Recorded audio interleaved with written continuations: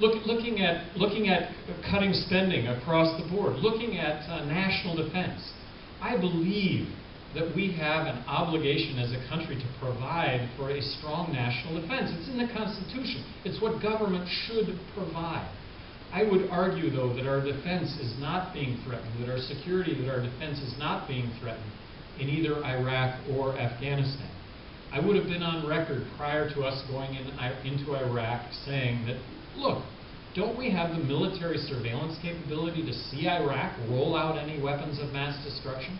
Won't we be able to see them do that? And at that point, we could go in and do a military strike surgically? I thought that if we went into Iraq, we would find ourselves mired in a civil war to which there would be no end. I think that has happened. Afghanistan, I thought that initially that was totally warranted. I thought that that was a strike, that it was against Osama bin Laden and Al-Qaeda, but they're not there anymore.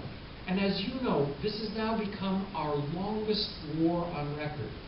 We are building roads, schools, bridges, highways, and hospitals in Iraq and Afghanistan, and we're borrowing 43 cents out of every dollar to do this? This is insane. Looking forward, I'm afraid at the end of the day we're going to end up spending a whole lot more money in both of these locations, and that even worse, a whole lot more men and servicewomen will end up losing their lives.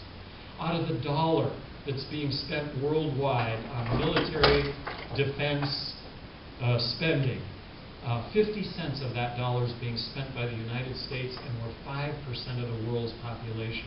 These treaties that were negotiated 70 years ago need to be renegotiated to reflect a new world reality. We have troops in the ground in Japan, in Europe, in South Korea. New treaties have to be adopted that we can share this real war on terrorism with other countries in the world. We can't continue to bear this burden ourselves. We're going to be of no good to any country nationally bankrupt. And that's where we're at. Looking at free markets, believing in free markets, talking about health care. I don't think there is any industry that could be further removed from free market than health care. It's as controlled and regulated an industry as there is in this country. The government could do a lot to improve health care simply by removing impediments to health care entrepreneurs that would want to get engaged in the notion of best product, best service at the lowest price.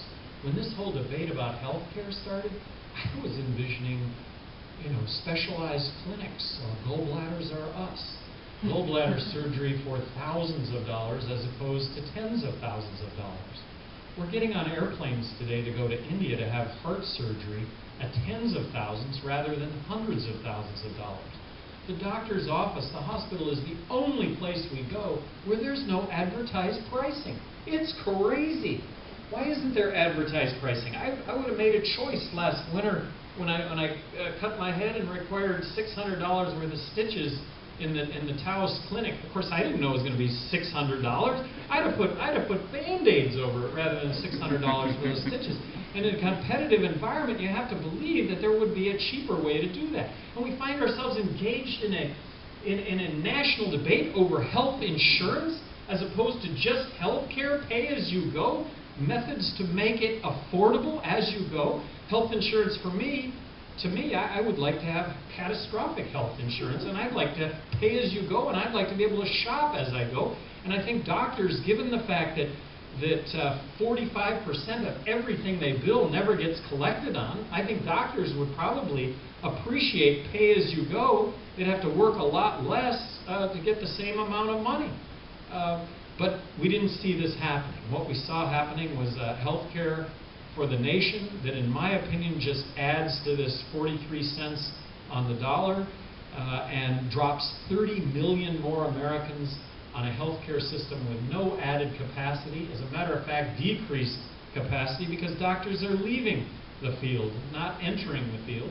But I see it resulting in rationing and I see it resulting in higher costs. Hot button issue of the day is immigration. Being a border governor, I will tell you that I think I have a good sense of what's going on the border. I will tell you another border governor that had a really good sense of what was happening along the border and had immigration right was George Bush. He just never got around to bringing about immigration reform. I wish he would have taken on the debate, but very basically, from a cost-benefit analysis. Really, legal immigration, good thing. Illegal immigration, bad thing. I think that you can address 75% of the border issues by simply making it easy for immigrants to get a work visa. And a work visa is a background check, is a Social Security number, is paying taxes, income tax, Social Security, Medicare. We do need immigration reform. Immigration is about work, not about welfare. And then for those immigrants that are here illegally, I think there's a big confusion nationwide over amnesty. Amnesty has never been about citizenship. Never, and shouldn't be. But amnesty, or what I call a grace period, needs to be set up whereby these illegal immigrants can go get this legal work visa and start contributing to this country. Legalize marijuana, and arguably you do away with 75% of the border violence that the drug cartels are involved in. And that's a little counterintuitive. You'd think it would be 50-50, meaning 50% marijuana, 50% harder drugs, and that would be the cartel's activities. But actually, it's estimated to be 75% marijuana. So those couple of things that you do. And then with regard to securing the border, look, I think that we should maintain what we're currently doing, but the notion of building a fence, the notion of putting the National Guard arm in arm across 1,600 miles of border is a lot of money that's going to be spent, arguably, with no benefit. Let's take those resources and apply them in areas that we really do have concern with. So, as of December of this year, I formed Our America Initiative, which was to try and put a voice to the issues of the day. And I have been to 25 states. I've been on the radio once a day, every day during that period. Today I had 7 radio interviews across the country. And I'm going to tell you something that you all very much recognize. There's no they out there that's going to come to our rescue. And there are several candidates here that will come to our rescue. But it is these candidates. And it's you and it's me. And I believe that the optimism here is that we really right the ship. The optimism here is that there's an awareness in this country that I have never seen before regarding what this country is really about. Is it about entitlement? Is it about security? Or is it about liberty and freedom and the personal responsibility that goes along with that? And I believe the latter, and I've always believed the latter, and I don't want the government to tell me what to do, and yet I want the government to protect me against individuals or any entity that might do me harm, whether that be property crime or whether that be physical harm to me or my family.